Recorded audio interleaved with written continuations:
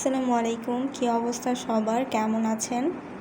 Green chicken চাপ বানানোর জন্য আমি এখানে চিকেন নিয়েছি আর অবশ্যই একটু কাঁটা চামচ দিয়ে এটাকে থেতো করে নিয়েছি যাতে মশলাটা অনেক ভালোভাবে চিকেনে ঢুকে যায়।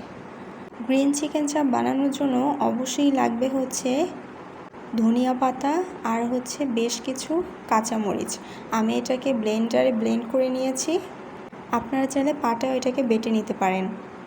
ধনিয়া পাতা আর কাঁচামরিচ আমি ভালো করে দিয়ে মেখে নিয়েছি। এখন দিয়ে দিলাম পরিমাণ মতো ধনিয়ার গুঁড়া, জিরার গুঁড়া, হলুদের গুঁড়া, লবণ আর মরিচের গুঁড়া দিয়েছি। সাথে দিতে হবে গোলমরিচের গুঁড়া, সয়া সস, দিয়ে দিলাম আদা রসুন বাটা। যেহেতু সয়া সস ব্যবহার করতে হবে তাই লবণটা একটু বুঝে শুনে দিবেন যাতে আবার বেশি না হয়ে যায়। এখন আমি এখানে 2 চামচের মতো কর্নফ্লাওয়ার আর 3 চামচের মতো আমি এখানে ময়দা ব্যবহার করেছি।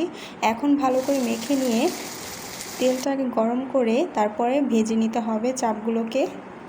অবশ্যই চুলার আঁচটাকে একটু কম আঁচে দিয়ে রাখবেন, না হলে ভিতরে আবার কাঁচা থেকে যাবে। এই তো আমার রেডি হয়ে গেল গ্রিন চিকেন চাপ।